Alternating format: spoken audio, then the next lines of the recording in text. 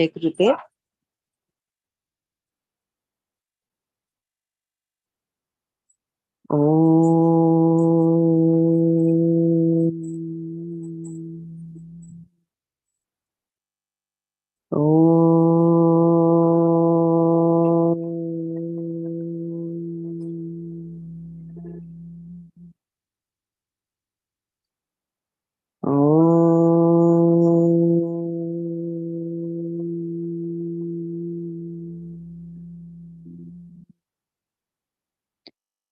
Om Brahmanandam Paramasukhadam Kevalam Jnanamurtim Dvandvatitam Gagana Sadrisham Tattvamasyadilaksham Ekam Nityam Vimalamachalam Sarvadhi Sakshi Bhutam Bhavatitam Trigunarahitam Satgurum Tam Namami Shruti Smriti Purananam Alayam Karunalayam Namami Bhagavat Padam Shankaram Loka Shankaram Shankaram Shankaracharyam Keshavam Badarayanam Sutra Bhashya Kritau Vande Bhagavantau Punah Punah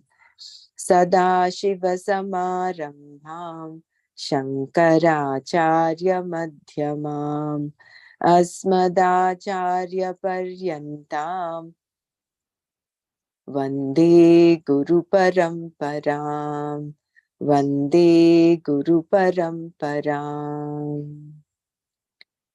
Om Sahana Vavatu Sahanau Bhunaktu Saha Viryankaravavahai Tejasvinavadhitamastu ma vidvishavahai. Om Shanti Shanti Shanti.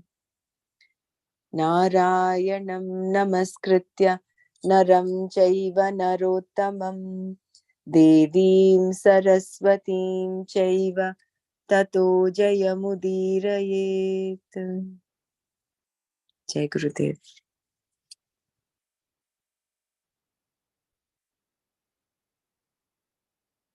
Either Mrinal or Bela, will you be able to share? Mrinal, if you're able to share, Bela will read. Yeah, I'll do that. Yeah, thank you.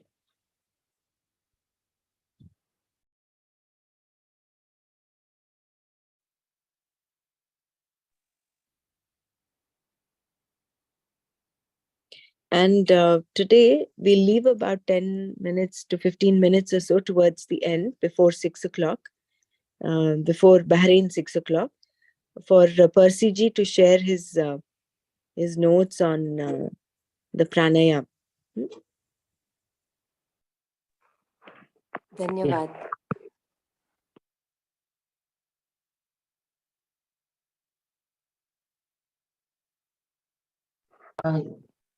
Belaji, are you okay to read? Yeah. I should start from the proper questioning. Yeah, that was just one paragraph before. Yeah, or else you want to start from here. Teacher must have the vision. Yeah. No, I think she can start from that paragraph that you started with, Vimrina. Proper questioning and service to the teacher. Yeah. Okay. Proper questioning and service to the teacher. The second means for gaining the knowledge is proper questioning. Pariprashna, asking appropriate questions at the right time, taking into consideration the context of what is being taught. We have seen such questions in our own inquiry into the Gita. To name a few, what is this bondage? Ko yam bandhaha, how has it come about? Katham bandhaha, what is release from this bondage? How does it take place? Katham mokshaha, only when the bondage is clear will moksha become clear? In response to such questions, the teacher will say, you require knowledge. Then you may ask, what is that knowledge? Ko vidya, ka vidya, kshamyadam. The knowledge vidya is opposed to ignorance, avidya. The teacher will reply, in this way, certain questions may arise, and whenever appropriate, they should be asked because the subject matter is something that must be understood. This type of questioning is what is meant by pariprashna.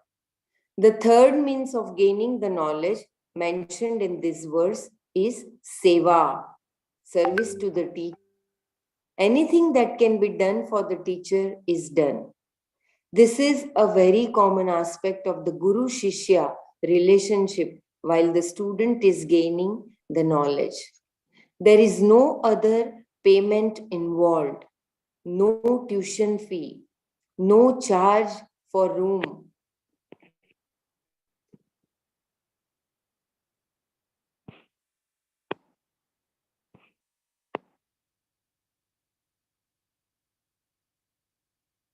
That was the footnote which was left.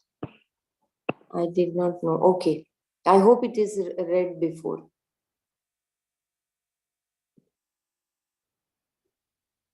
This footnote was, I think it was in the previous paragraph, I believe.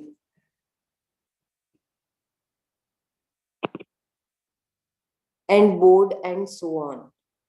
Guru Seva is an attitude that is important for gaining the knowledge. And what happens when these threefold means for gaining the knowledge are followed? The teachers who have been won over by your devotion and your commitment to the knowledge, your seriousness will teach you. They will give you the knowledge. Gnanina upadekshayanti te gnanam. Gnanina upadekshayanti te gnanam. The word teachers is put in the plural here,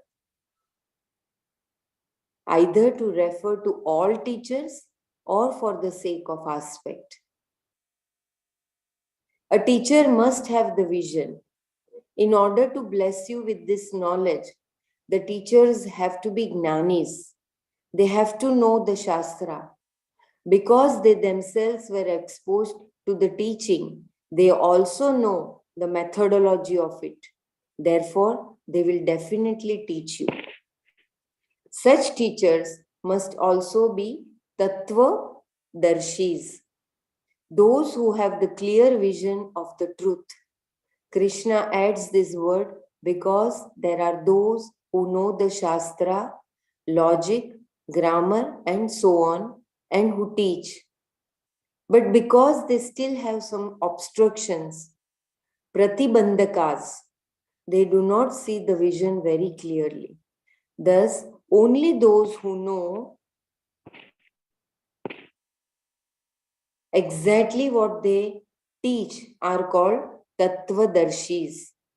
Those who clearly see the truth about themselves and the world and God according to the Shastra.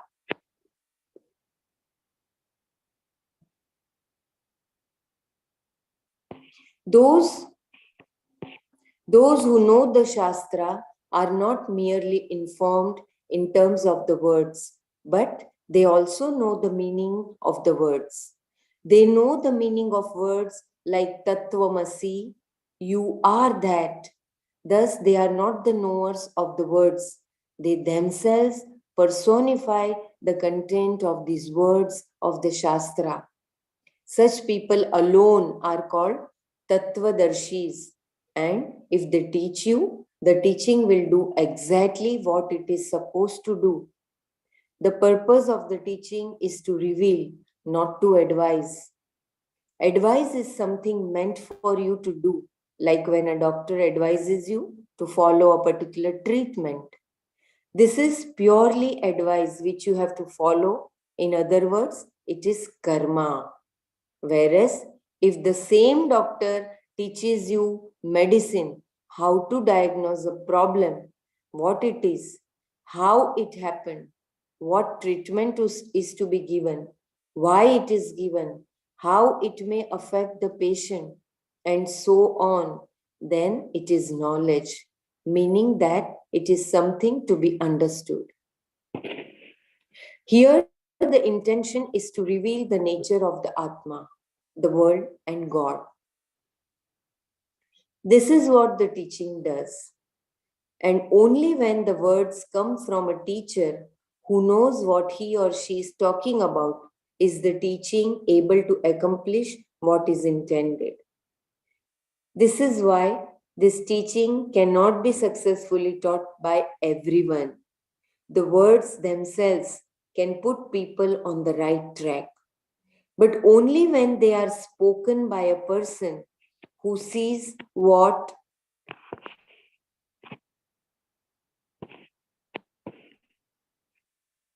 the words are, can they create the knowledge.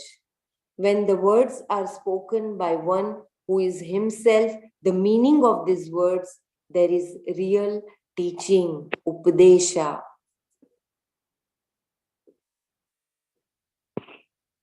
This description of the proper teacher given here by Krishna is also the contention of the Shruti.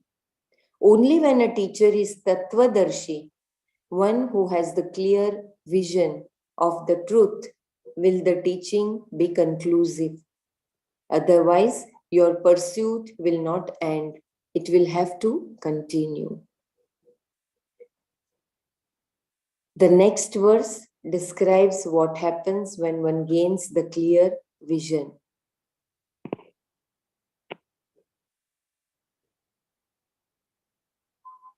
यज्ञात्वा न पुनर्मोहम् एवं यास्यसि पाण्डव येन भूतान्यशेषेण द्रक्ष्यस्यात्मन्यथो मयि. Pandava, O Pandava, Arjuna, yat gnatva, knowing which, punah, again, evam,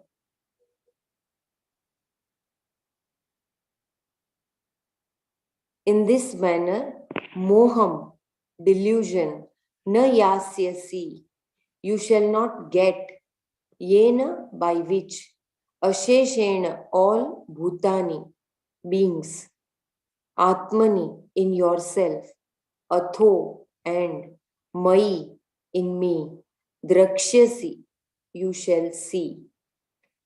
Pandava, yat gnatva, punah evam moham na yasyasi, yena asheshena bhutani atmani atho mai drakshyasi.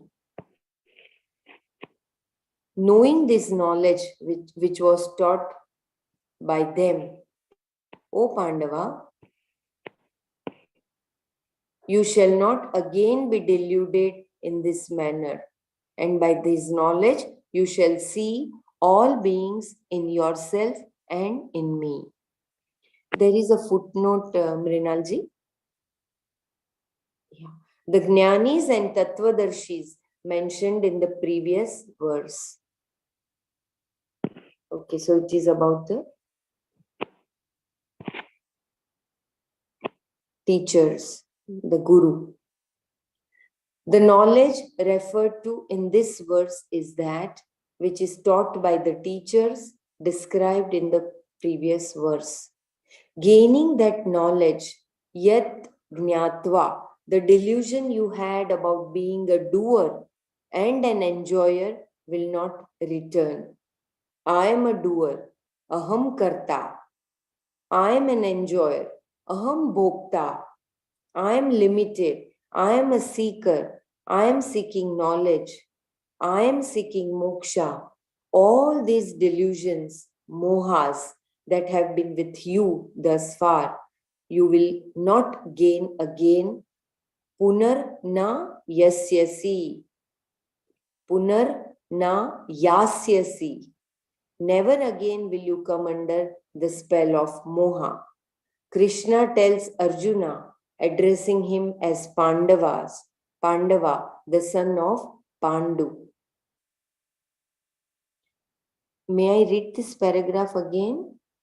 The knowledge referred to in this verse is that which is taught by the teachers described in the previous verse.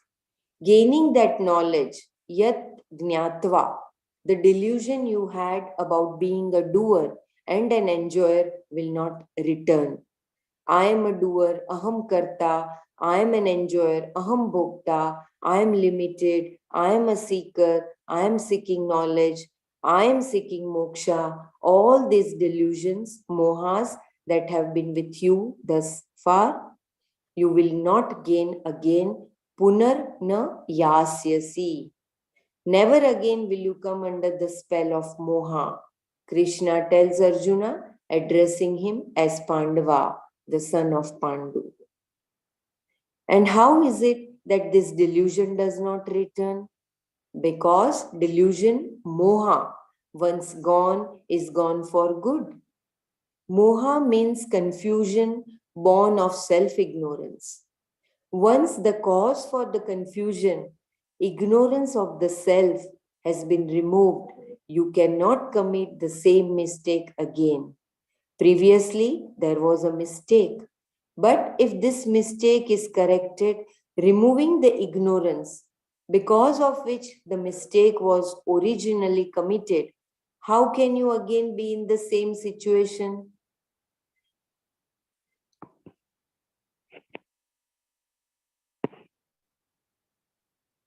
Unless ignorance comes back, it is not possible. And ignorance does not come back, like one-way traffic. Therefore, ignorance once removed is gone for good. It goes never to return. That's so nice. So once we know in the light that it is not the snake, it is a rope, then there is no question of getting scared. Knowledge never goes. Anyone would like to share?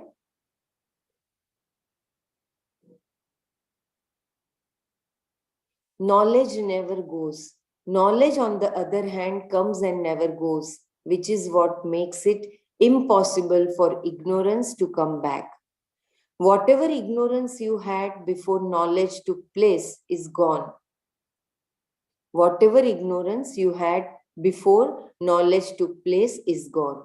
For example, can you be ignorant of an apple for even a moment?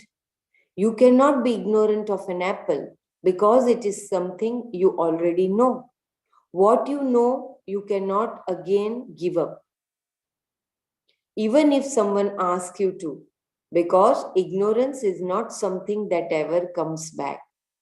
You may ask, but suppose I were to have a brain hemorrhage or something and lose all my knowledge, memory, and everything. Would ignorance not come back? No, ignorance does not come back. The memory and other mental activity may be gone, but the self-ignorance you had before cannot come back because it had already gone. And gone means gone for good. Gone means no more delusion, no more karma for you, which means that samsara is also not there for you. All that is lost if the mind ceases to function is the capacity to enjoy the Jivan Mukta state. Jivan Mukta means that while living, one is free. When you are free inside, this freedom can be enjoyed through your body, mind, and senses interacting with the world. But if you are in a coma or some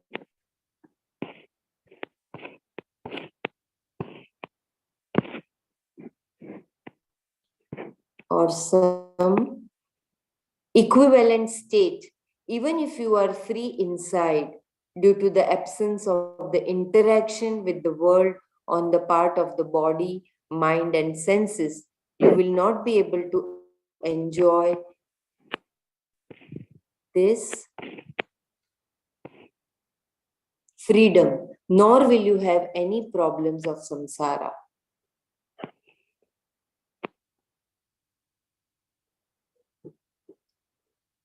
Once knowledge is gained, it is always gained, even though the physical body may or may not continue to function, just as computer software cannot function if the hardware is damaged. New hardware, of course, can usually be obtained, but here, once knowledge of Atma is gained, there is no longer any karma to generate new hardware. Therefore, no new software is necessary either. Atma now being in the form of Parameshwara. The Jiva is gone. From the standpoint of the world, all there is now is Ishvara, the Lord. There is no longer the individual you. The individual, the person has become Ishvara. I'll read this paragraph again. Once knowledge is gained, it is always gained, even though the physical body may or may not continue to function, just as computer software cannot function if the hardware is damaged. New hardware, of course, can usually be obtained, but here, once knowledge of Atma is gained, there is no longer any karma to generate new hardware. Therefore, no new software is necessary either, Atma now being in the form of Parameshwara. The Jiva is gone. From the standpoint of the world, all there is now is Ishvara, the Lord. There is no longer the individual you. The individual, the person has become Ishvara. This is what is meant by gaining Ishvara. Ishvara Prapti. If the Jiva as an individual is not there, there is only Brahman. And with reference to the people who exist, what does that Brahman become? Ishvara, the cause of the world. Jagat Karana. Therefore, you are Ishvara. There being no more Jivatva, there is only Ishwaratva. This then is the contention presented in this verse. Seeing everything in oneself. The knowledge that removes your previous delusion and prevents it from returning is described in one sentence here. The knowledge by which you will see all beings in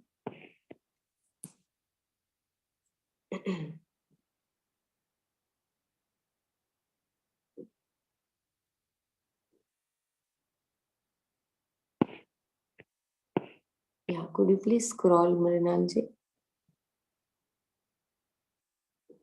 Yeah. You will see all beings in yourself. Yena bhutani asheshana drakshasi atmani.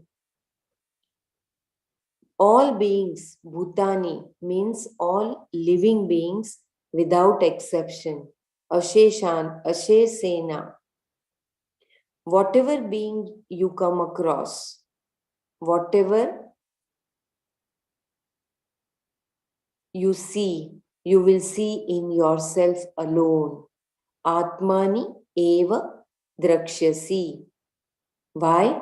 Because the knower is yourself, knowledge is yourself, and the object of knowledge is also yourself. Previously, you had this problem of kartritva, doership, in that you took yourself, the Atma, to be the karta, the agent of either knowing or doing. Because the karta is always opposed to what it is related to, you were always different from the objects you related yourself to. Therefore, a subject-object division was a reality for you. This duality, which was a reality before, is removed by eliminating the kartritva, the doership in the Atma.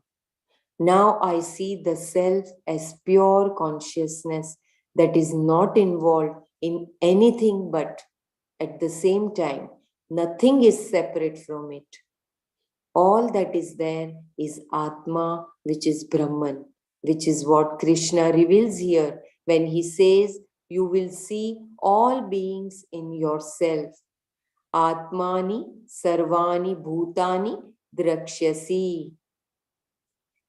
The consciousness that is conditioned by the knower, the consciousness that is conditioned by the knowledge, and the consciousness that is conditioned by the object of knowledge is one consciousness alone, Chaitanya. The names and forms, Nama, Rupa, have no independent existence apart from this consciousness. The knower, known, knowledge conditioning is not separate from Chaitanya, the consciousness, because the existence of everything, Sat, is nothing but the existence of Chaitanya, consciousness. So beautiful. Between you and the Lord, there is no difference. Because there is no separation, Krishna says here that once knowledge has taken place, whatever you previously saw as existing separately, as different from yourself, you will see in yourself alone. This means you are the whole. And not only will you see everything in yourself, you will see it all in Ishvara, the Lord also. Because you see everything in yourself, you will see everything in me. Krishna says, talking as Ishvara, the Lord. This means that between you and the Lord, there is no difference. If the Lord is both the efficient and material cause of everything, nothing is separate from the Lord. Therefore, the entire creation and everything in it is the Lord. This means that the 5 elements, Akashadi Bhutas, are the Lord. And everything in space, being non-separate from the Lord, is also the Lord.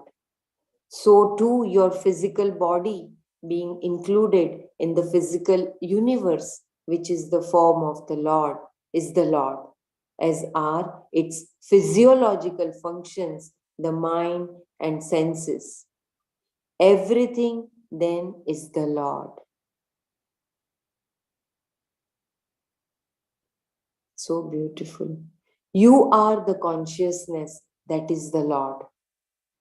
Because consciousness is never created, it was always there, just as the Lord was. In fact, the Lord is this consciousness, the Chaitanya, and as such is not created. In other words, the Lord does not create himself, the Chaitanya. This Lord is the consciousness that is the mind, the senses, and everything else. Given this fact, who is there? Only the Lord is there. There is no individual. All that is there, including the physical body, the physical universe, the mind, and the subtle universe, are all included in the Lord. What is left out is consciousness, that is you. And the consciousness that is you is the same consciousness that is the Lord. The Lord is in essence uncreated consciousness. Therefore, all that is there is the Lord. And what is created by the Lord is non-separate from the Lord, while what is not created by the Lord The consciousness that is the Lord's essential nature continues to be the Lord. All that is there is one whole, that is the Lord. Therefore, you are not an individual separate from the Lord. It reminds me of that bhajan in ashram, Sarvam Brahmamayere. I hope you all can remember that beautiful, blissful bhajan. Or we can look at this in another way. If you are not separate from the Lord, either the Lord alone exists or you alone exist. When you say the Lord alone exists, there is no you, no small I. Either way, it is the same. Therefore, Krishna says, you will see all beings in yourself and in me. There is no difference whatsoever between the Jiva, the individual, and Ishvara, the Lord.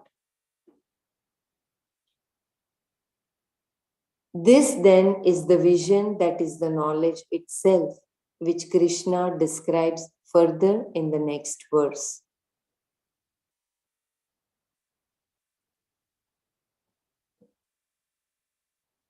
Api chedasi papebhyah sarvebhyah papakrittamah sarvam jnana. Just sarvam jnanaplavenaiva vrajinam santarishyasi sarvebhyah papebhyah api, as compared to all sinners, papakrittamah asichet. Even if you are the greatest sinner, sarvam, all, vrajinam, sin, jnana plavena, by the reft of the knowledge, eva, alone, santarishyasi, you will cross with ease. Sarvebhyah papebhyah api papakrittamah asichet sarvam vrijinam jnanaplavena eva santarishyasi.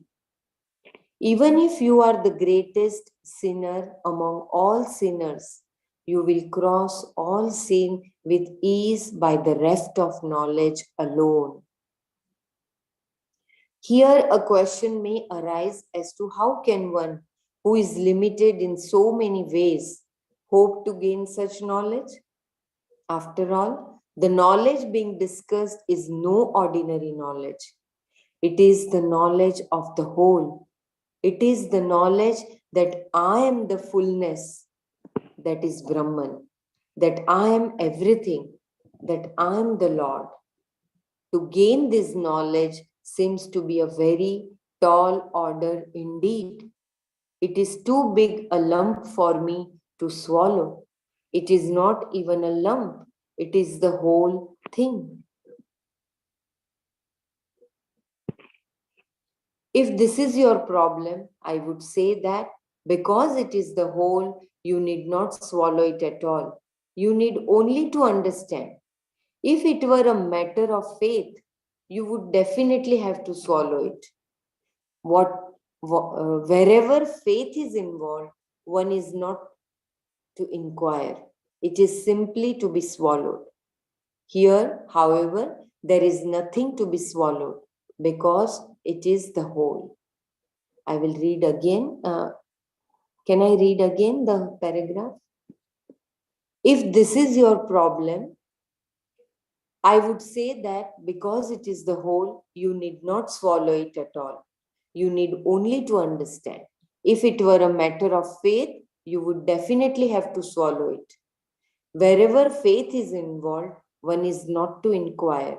It is simply to be swallowed. Here, however, there is nothing to be swallowed because it is the whole.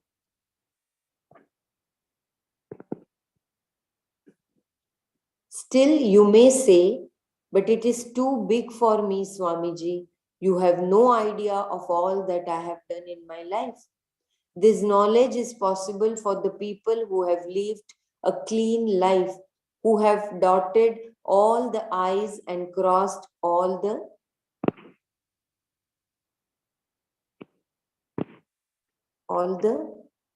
I's. I hope it is I's, right? T's. It is who have dotted all the I's and crossed All the T's. T's. Who have never crossed the bounds, who have always lived within the framework of what is to be done and what is to be avoided. You are addressing only those fortunate people who have not transgressed the structure of Dharma. This knowledge is much too sacred for a sinner like me. Therefore, I do not see how I can ever qualify for it. Ocean of sin. There are many people who, because of the particular religious doctrine they have been exposed to, think of themselves as born sinners through no fault of their own. Since their birth was not an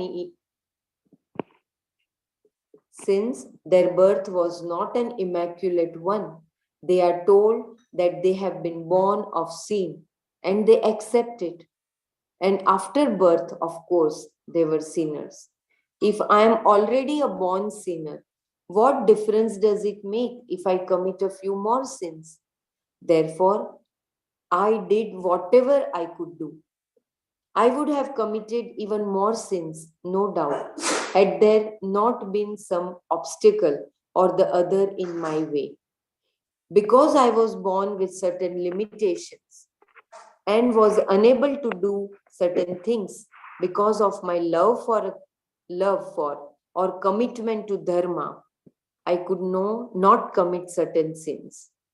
If I had even the slightest chance to commit them, I would surely have done so. How then can you say that I am Ishvara? Do you expect me even to understand? Yes, Krishna says in this verse, it is the glory of the knowledge that even the greatest sinner can gain the vision of the identity between the Lord and the self. The word sinners here refers to the people who do things that are not becoming and includes all types of sinners found in the world. Bootleggers, drug pushers, hitmen, small sinners, big time criminals, and so on. To make his point, Krishna chooses the greatest sinner of them all, Papa Krittama, as the subject of this verse. Such a person is in the midst of the ocean of sin that is called Sarvam Vrajinam here. Vrajinam. I'll read once again. Such a person in the midst of the ocean of sin that is called Sarvam Vrajinam here. Vrajina meaning Papa or sin. Even the greatest of all sinners can cross this ocean of sin by a single raft, the raft of knowledge. Gnana Plava. This raft of knowledge is just one short statement. You are that. Tat Tvam Asi. The meaning that these three words convey is the knowledge after all. And by this raft of knowledge, even if you are the worst among all sinners, you can cross the entire ocean of sin. Vrajinam Sarvam Santariyasi. Santarisyasi. Vrajinam Sarvam Santarishyasi. you can cross the entire ocean of the scene. But you may ask, will this crossing not take a long time and involve great difficulties? Not at all. Effortlessly,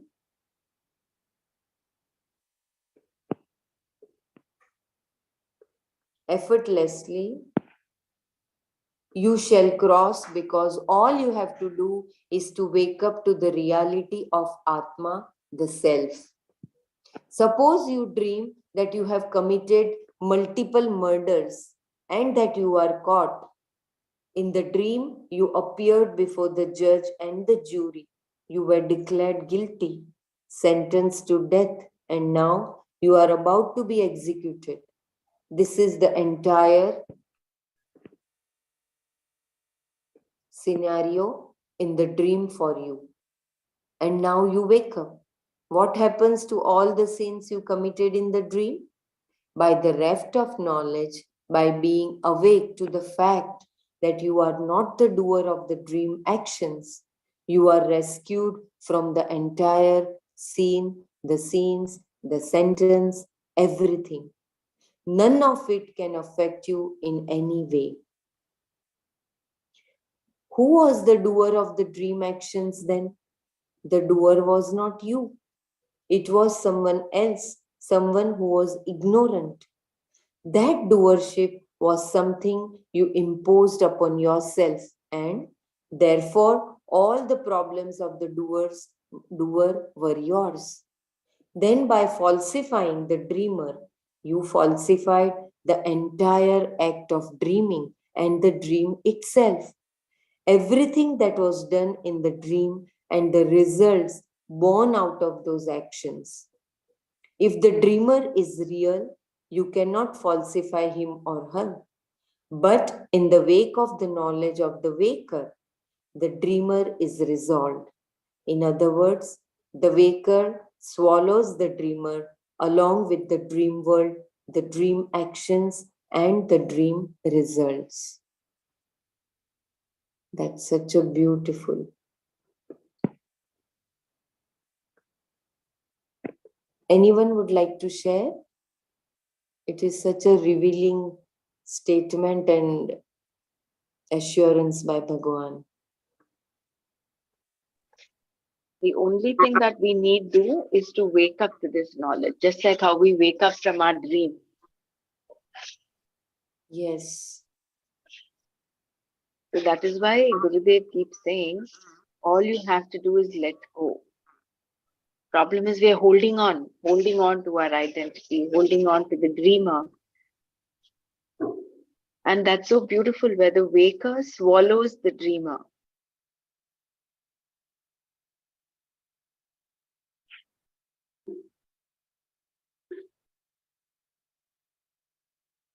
And I think that is also where a lot of Shraddha is where that is required. Shraddha that this knowledge is as simple as you breathing in air and breathing out.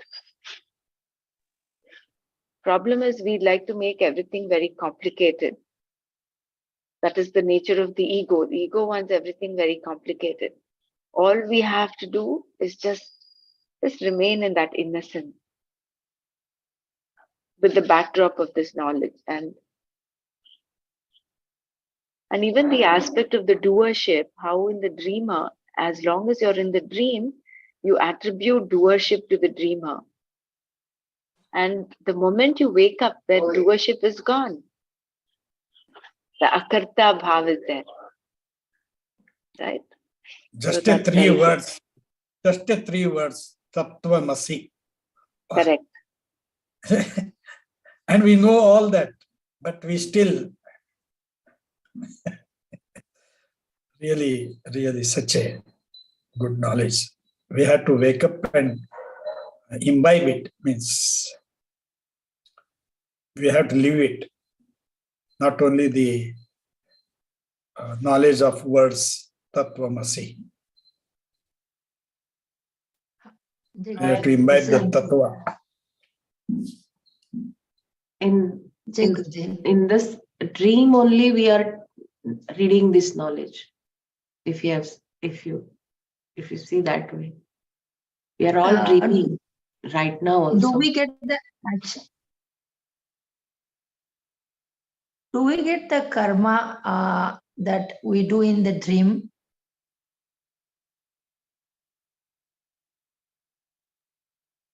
Once you wake up, the karma is gone, right? Okay.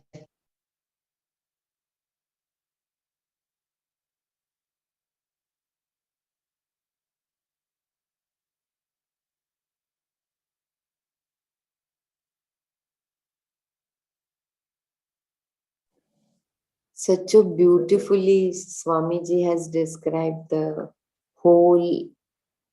I mean, we take so much efforts in remaining in this dream world. And he has simply described it is as just when you wake up, the whole dream scenario is gone. Like that, the whole samsara is. When everything around you is Brahman, then what is, I mean, who is Karta and who is Akarta? In the previous paragraph, something was means little unclear. Jiva, Ishwar and परमेश्वर, है ना? उसमें उन्होंने एक जगह पे कहा, can I speak Hindi? Yeah, please go ahead. Okay. So before that, when he said Jiva will not be there, only Ishvara will be there.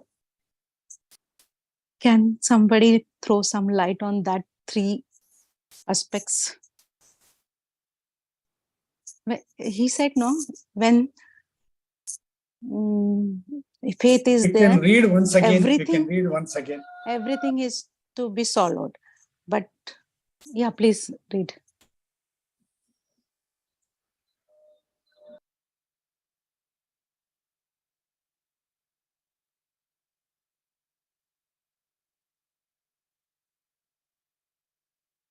Let me know which paragraph, it's earlier. Where it is. I think it was earlier. Earlier, I think. Yeah, here. Yeah, here. Yeah. Or we can look at this in another way. If you are not separate from the Lord, either the Lord alone exists or you alone exist. When you say the Lord alone exists, there is no you, no small I. Either way, it is the same. Therefore, Krishna says, you will see all beings in yourself and in me. There is no difference whatsoever between the Jiva, the individual, and Ishvara, the Lord. I think this is with reference to the Chaitanya, which is never born, it is always there.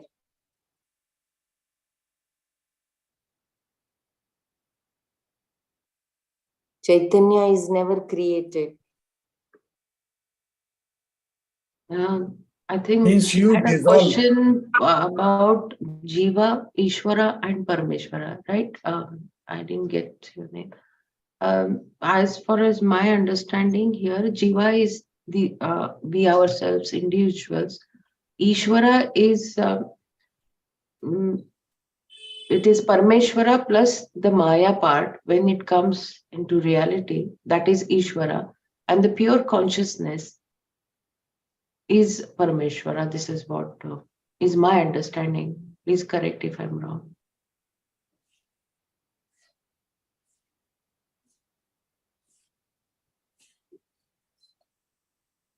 If we perceive that way, it is that way. But once you dissolve into the Ishvara, means the Jiva, dissolve into Parameshvara, there is none. Only Lord remains or you remain. Either of the two, you see. Means you are with the Lord itself. You are Lord. That is what the whole sentence means. You dissolve it. Like sugar dissolving in the water.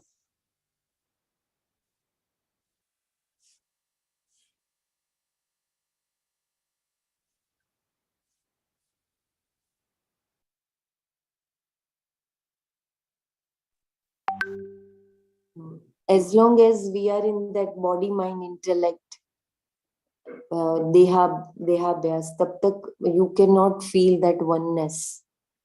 When you feel that everything is him only, then the whole world dissolves in that whole.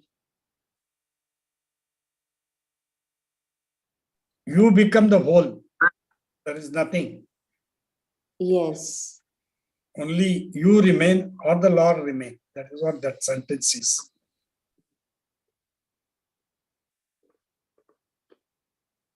Anyone would like It's to a very funny thing to just comparing that dream and waking state and the condition we are in now.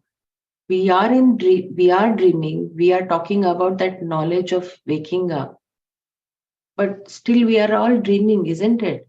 As good as we are all dreaming. Yes.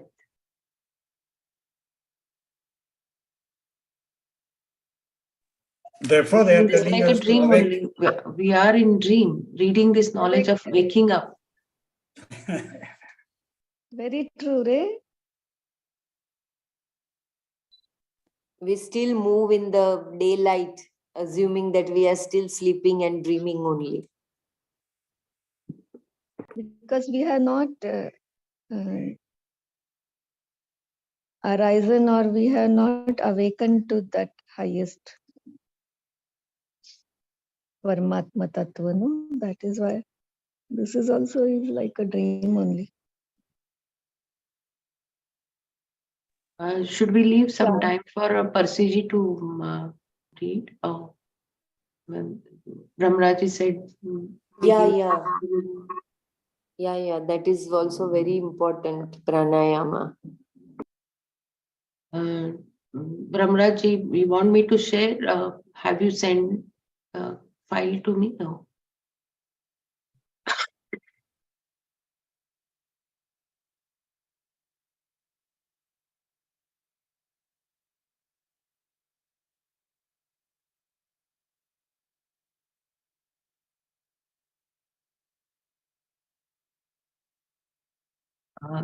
Persiji, are you there? Do you want to share the file or?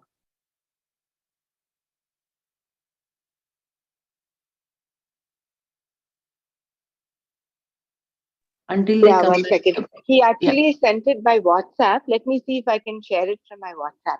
1 second. Okay.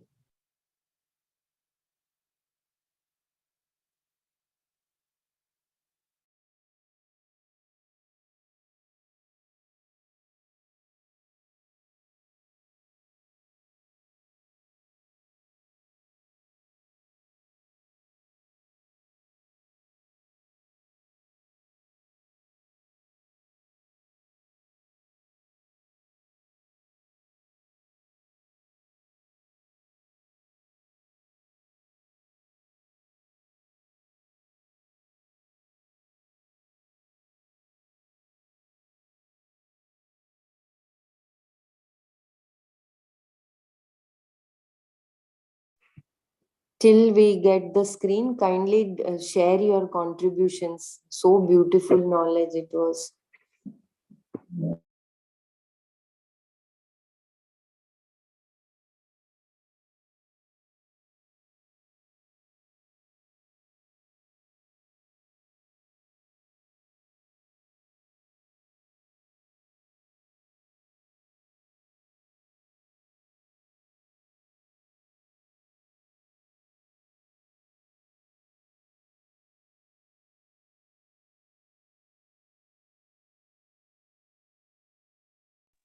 Are you able to see the screen?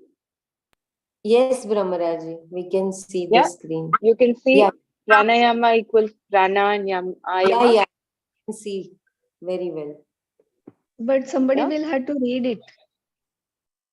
Yeah, I think Percy ji is there or he's not there.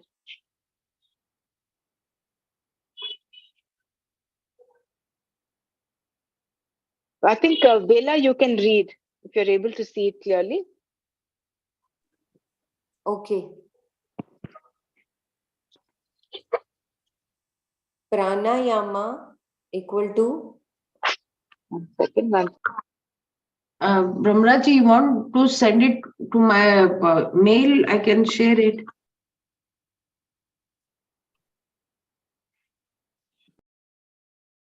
This one is clear, no? You can expand it also.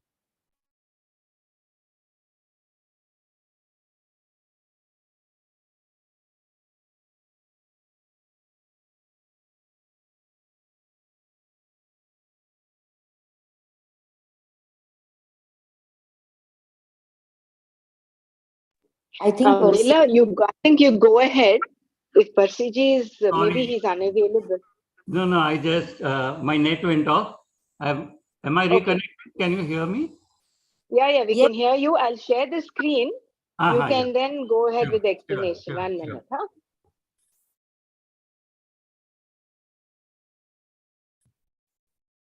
See, what I wanted to do here was like prana and yama. Normally, we use the word yama, which means control actually. And ayama means extension and expansion. So here, I would just like to give an extension. In the part 1 course, the first thing that we teach is the yoga breath to relax yourself when we come to the topic of breath. And there we say that normally in school, in our physical training period, we have learned to take the breath up to the chest. Physical training is an extension from the army training. And all the PT exercises which are there are from the army manual that have been taken in. And in the army, what you require is the emotion of anger. Because till World War II, you had to fix your bayonet when your bullets got over. You had to charge on your enemy, looking upon him as an object rather than a human being, and kill him. So you required a lot of anger in you to go and kill somebody.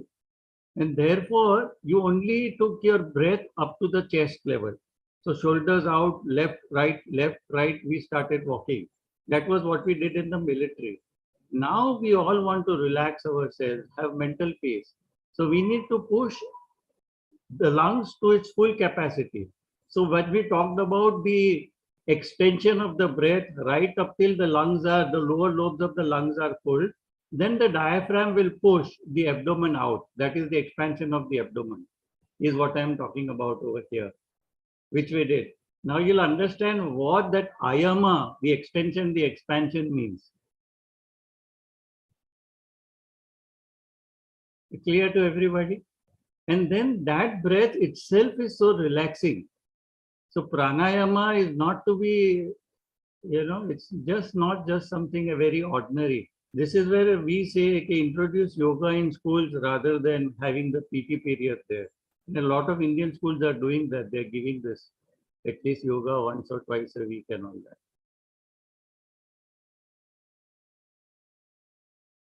So then from the chest level, you're pushing your breath down from the normal boundaries of limitations. And then when you push it down to the abdomen level, then you're relaxed and you have higher levels of energy in your body. And then whatever actions you take out of a calm and peaceful mind will always be the right action. Then in this topic which we covered, the words came up like Purak and Rechak. This can be compared to our first stage of pranayam when we are saying breathe in, 2, 3, 4. That is inhalation. And the exhalation, breathe out, 2, 3, 4, 5, 6 is the Rechak. And what we hold the breath, 2, 3, 4, that is called Kumbhak. Kumbhak is of two types. One is where we hold the breath within our body. And then when we have breathed it out, we again say hold 2. That is retention. So we cover Purak as inhalation, Rechak as exhalation, and Kumbhak as retention of breath. And retention is the most important part of it. It is said that this rishis, some Western people have done these studies also. They've come and seen this. They've carried out these experiments.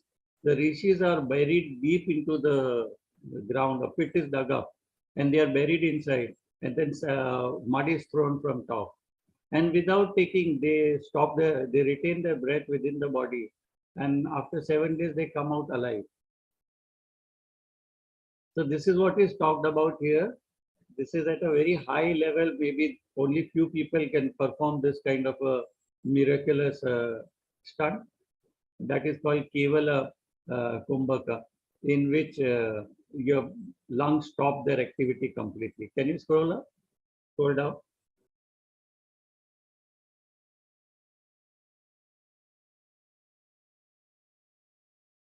Can we scroll down, please?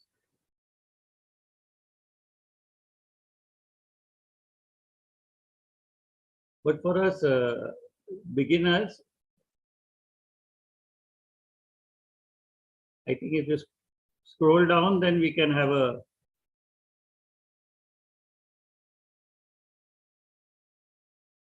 For beginners, when we are doing our, say in our part 1, the pranayam that we are doing, that helps in balancing strengthening the lungs. And we are concentrating on the inhalation, the exhalation part of it, the rhythm of the breath.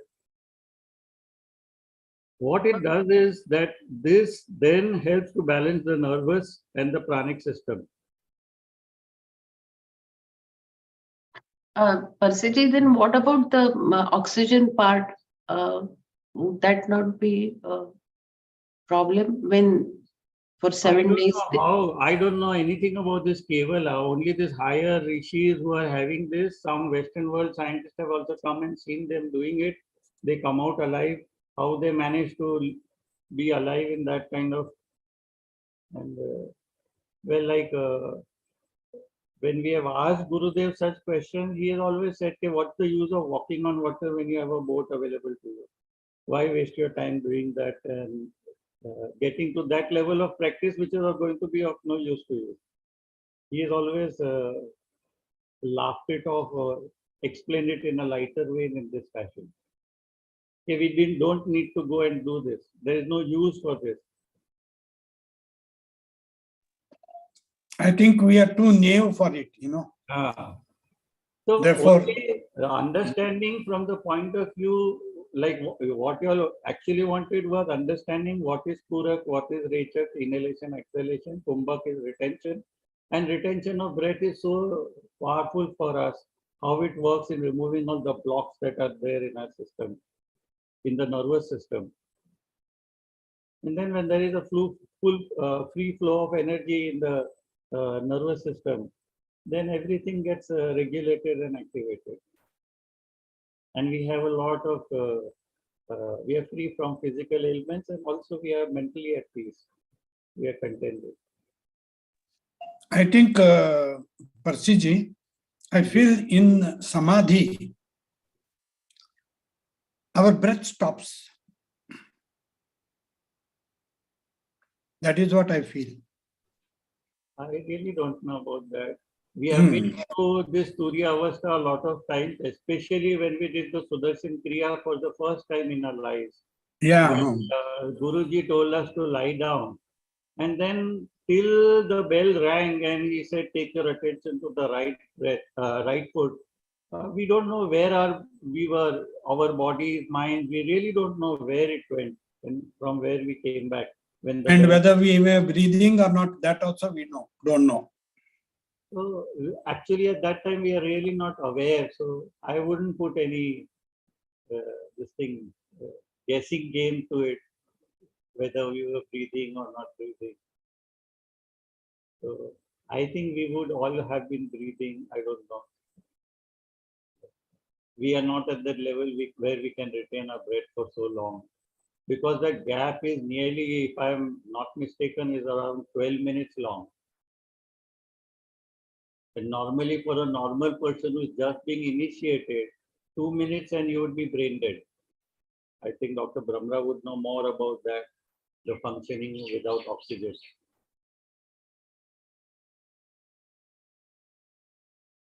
So if this is clear, we can move on. Then what it meant, the nadis and all that.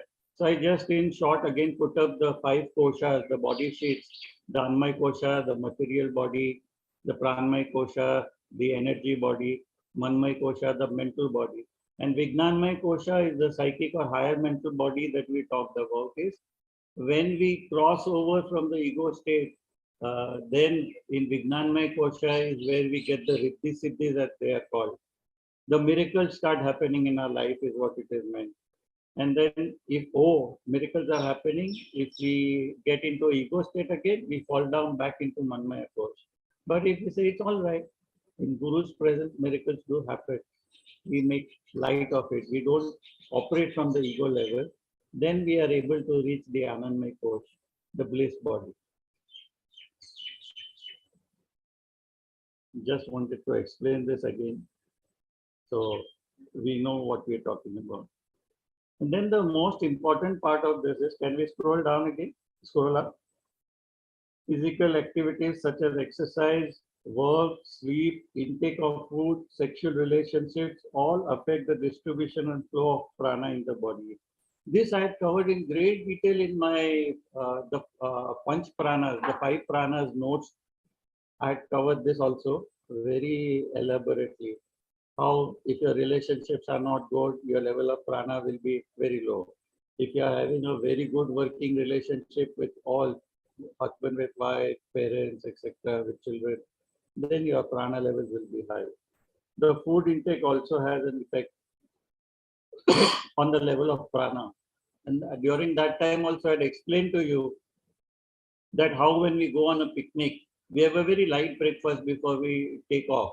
Or maybe we don't even have breakfast. We are taking a bus ride and going to a distant place. We have to climb a hilly region and therefore we may vomit. So we don't eat anything. Once we reach there, we have small vegetable sandwiches, chutney sandwiches or something, which are very light by nature, not a heavy paratha or something, aloo paratha. And therefore we play games and all that on a picnic. And because we are full of energy. So the food intake is also very important. Certainly in this group, we had discussed about dietary habits and how that if we don't have a discipline over our diet, what it does to us. So there it is. Again, I have mentioned in this, you can scroll up. Irregularities in lifestyle, dietary indiscretions, and stress deplete and obstruct the pranic flow. People experience it as a drainage of energy, leading to devitalization of organs and limbs, leading ultimately to disease or metabolic dysfunction. These pranayam techniques which we are doing, first stage, second stage, third stage, reverse the process, energizing and balancing the different pranas. Maybe when we are doing the advanced course, then just remind me, I will explain as to what happens in first stage, what happens in second stage, what happens in third stage, which organs are connected where. Then you will get a complete picture as to why this 3-stage pranayam which Gurudev has given to us so important in regulating all the organs of our body.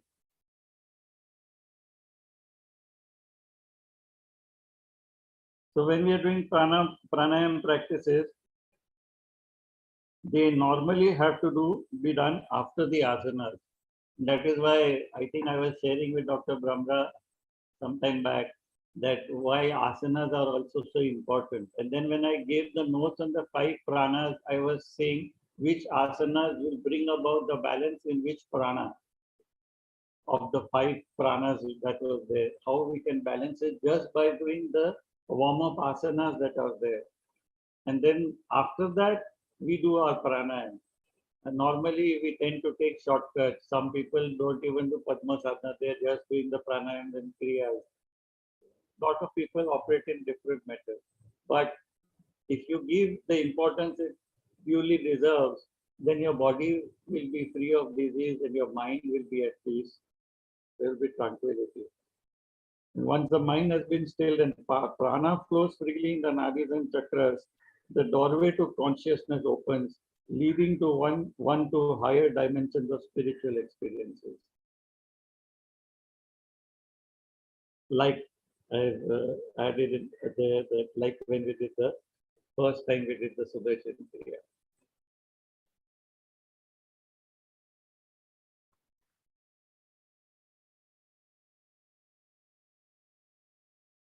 This was just a flow of energy, the different pranas in our body, prana, udana, apana, samana. It's not a very, in one of the books I did find a picture finally, but there are better pictures that I have seen of this flow of energy and all that.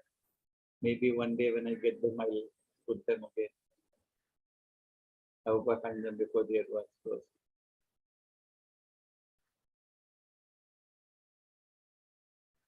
Thank you for the patient listening. Thank you so much, Percy ji.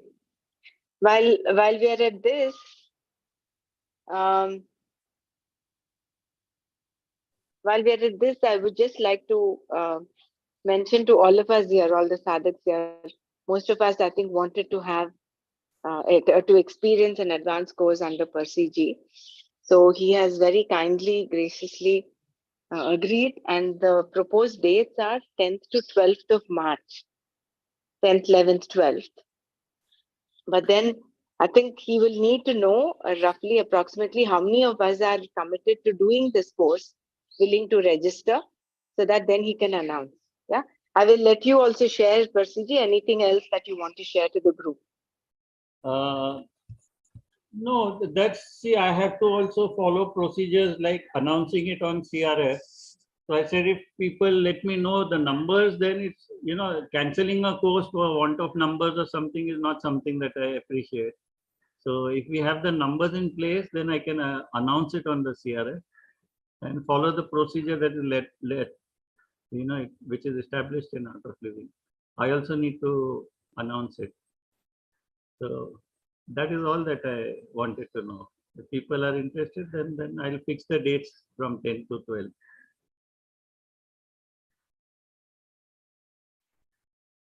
Once I fix the dates, then that time is devoted to you people. Then I don't give it like, I was just sharing with Dr. Brahmra yesterday also, I went to another new area to open out somewhere where we have no work done at all. It's a completely brand new area which is coming up.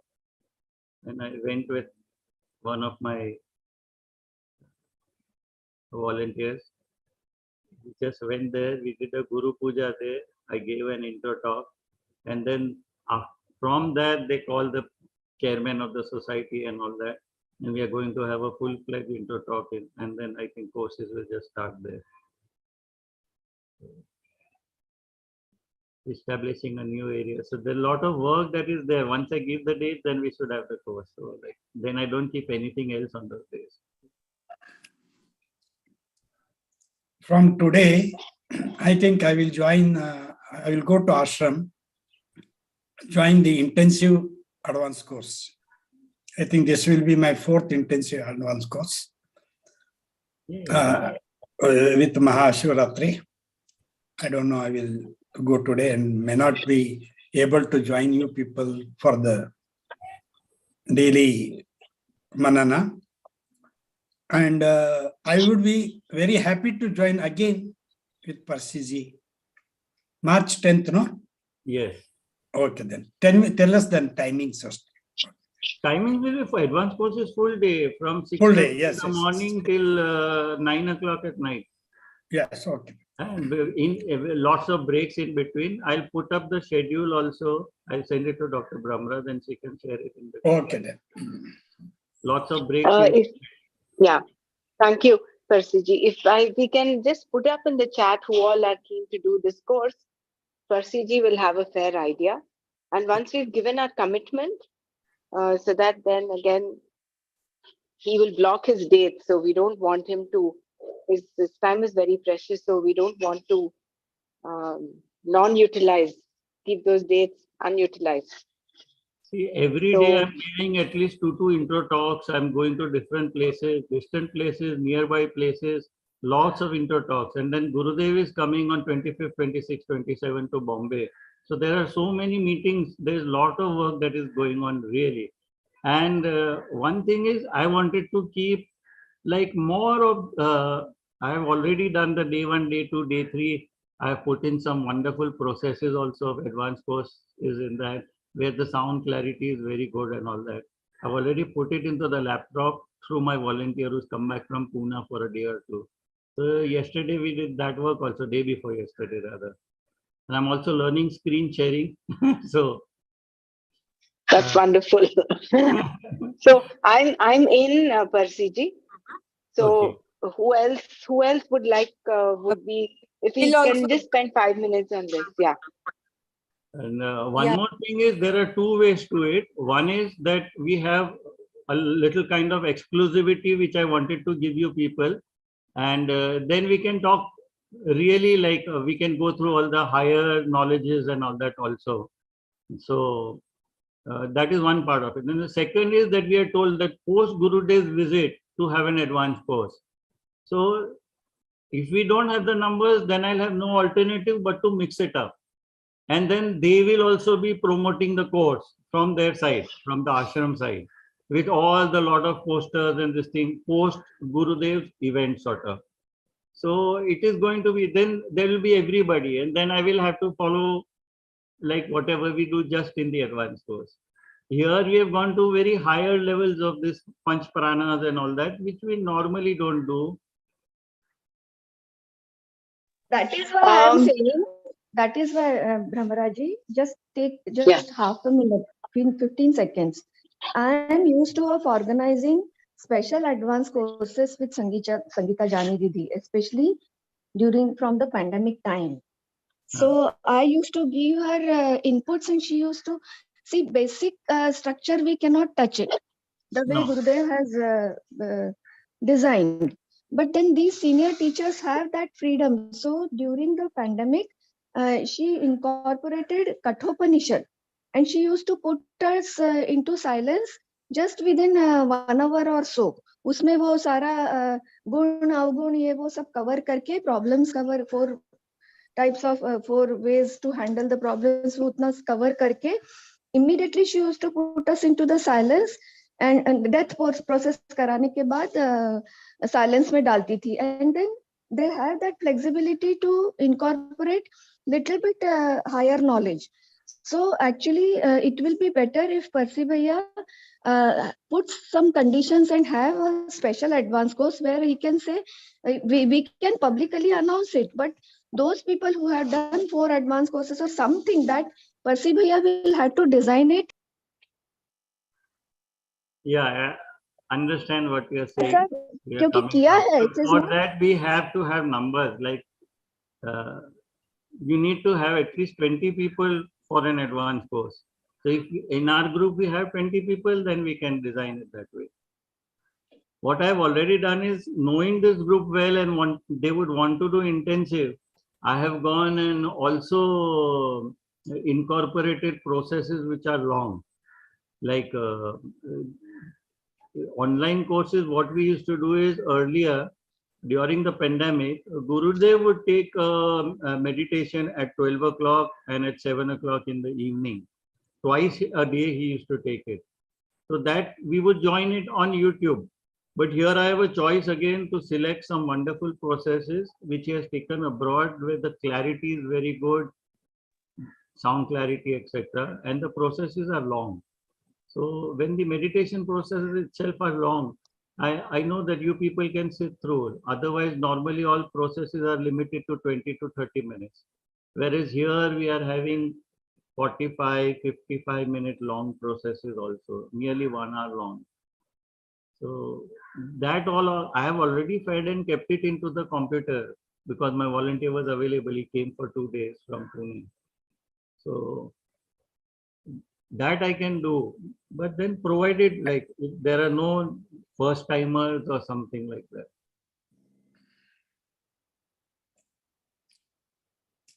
Then fees structure also has to be there, no?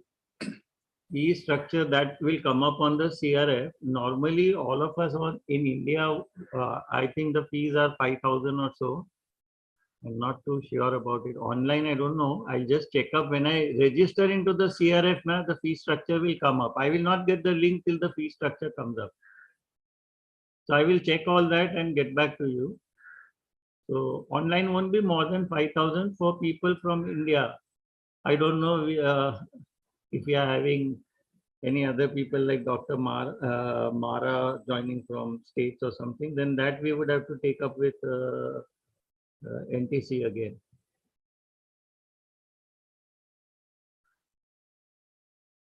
There's organizational rules which would be that best that they remain in place.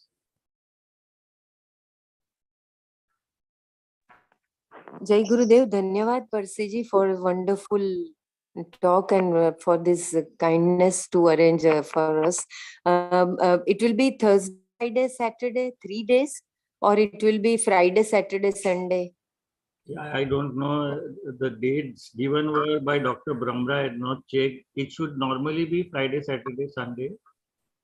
Okay. But that in will this be group, whatever whichever way you all want it. I don't know. Your holidays are on Fridays or something in the Gulf. So yeah, Friday, Saturday, Sunday will be. I mean, as a I think 10th, 11th, 12th are Friday, Saturday, Sunday. okay, then that's fine. That suits everybody. Because that is how advanced courses are in India, no? Yes, Since yes. majority of us are from India, we Hmm. said we'll go with that format. Oh yes. So 10th, 11th, 12th, and actually, as Savita ji has mentioned, whether we can move it to other dates by one more day, which means Saturday, Sunday, Monday. I don't know whether that is possible. I will leave that to Percy ji. Because either You way, can shift it, like you can shift 1 week before, or you like maybe 1 week earlier. So then I would be able to attend. आता प्रमिला करूया सगळं बाहेर काढ आणि ते खाली सगळं clear करून एक पण पिशवी नको. Can it be shifted to 1 week early, like 10, 11, 12? Maybe it will be 3, 3rd, 4th, 5th in this way. If it is possible, because I don't want to miss Percy's. Sure, I think I've really got something happening. See, I think we're okay with that if we can move it by 1 week. But will it give enough time for us to organize it? Because we're already in the today's what 13th of February, and Gurudev's visit and post visit. If you're all right, all also, okay yeah, with it? post visit also, and see after Bombay is going to Nasik, and I also have received an invitation from there. They've been kind enough with accommodation. They have invited me there. So What about 1 week later then? lot of meetings would be here post Gurudev as to what all we need to take up and all that. So that is why I had not kept it in the first week, because it's really the end of the month, and then the apex will harass us with what post Gurudev visit events to be planned. So there will be a lot of No, what I meant to say is instead of 10, 11, 12th, a week later than that.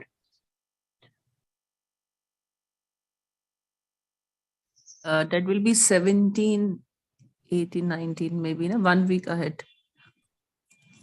every third week I have a part 1 course. Little bit 17, 18 months. Actually, I had already, see, I don't recollect offhand like this, but like I've told my juniors to attend, put all meetings in place, like intro talks and all that. So this 10th, 11th, 12th, once I got the dates now, then I told them to work around it. Now, That's fine. I think we will. I'm sorry, but Savita ji, I think we'll stay with Okay, 10, 12, maybe 10 to next 12 time. because Okay. it seems Yeah. like Percy ji's schedule is kind of already Already set. decided. Okay, it's fine. So It's fine. I think we'll go with these dates. Let's announce these dates. And maybe Percy ji, apart from this group, you may want to open it to, your close circle, maybe some co-volunteers, so that we make up at least the minimum 20. Hopefully, we'll have much more than that. yeah. if you want to keep it public, please go ahead. Let them also gain this extra knowledge. I mean, those that, like Madhuri ji suggested, you may want to announce it as an advanced course, intense advanced course or something, so that they will also be in a platform of learning, and then you can share what you wanted to share with this group. Yes. We'll see. We'll do that. Yeah. Yeah. Only So you how can do leave we it go open. about telling, like, this is a very big group I just happened to see. So probably we'll design an advanced course, this thing with the dates and all that. And Yeah. put it up. Then those people who are interested. This group in the WhatsApp is pretty big, but the I number of know. people who actually attend the Manana is like 15, max 15, 16 or so. Okay. So, when Nanaji so was I think, taking it, it was 30 people. maybe Going at one point, no? Yes, Correct. 30, 33 people regularly. Let's go ahead. I think we'll do the first steps, like you can announce it on your CRF and then get your volunteers to create a flyer and post it here in this group. Let's see, hopefully we get a good number. But let's go ahead with this 10th, 11th, 12th. 26 March is also a good this thing.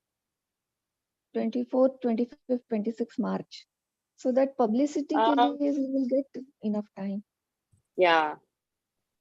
I think I will not be available then. It's not so much about me, but I think like Percy ji has mentioned, he has already given these dates and his volunteers have worked around this.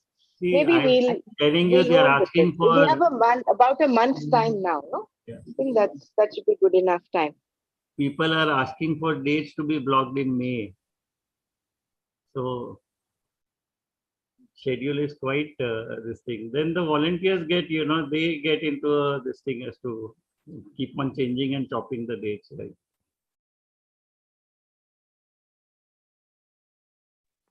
We can have more such advanced courses, Percy ji. Kindly keep it.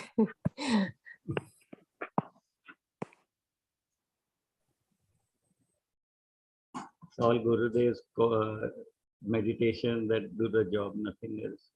The less we speak, the better actually in an advanced course. Okay then. Yeah, dhanyavad. Thank you so much. Thank you for giving a patient listening and bearing with me.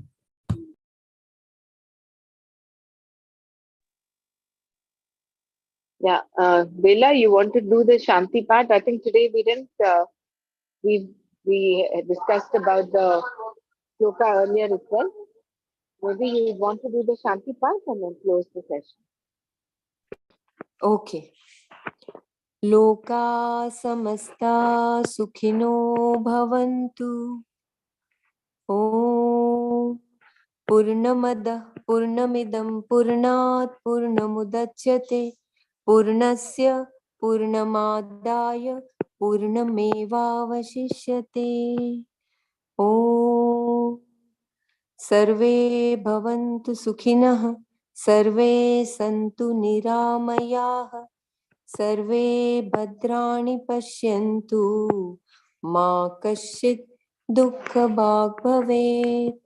Om Shanti Shanti Shanti Harihi Om Shri Gurubhyo Namaha Harihi Om. Jai Gurudev. Sarvam Shri Krishna Arpanamastu. Dhanyavad Sarveti. Dhanyavad.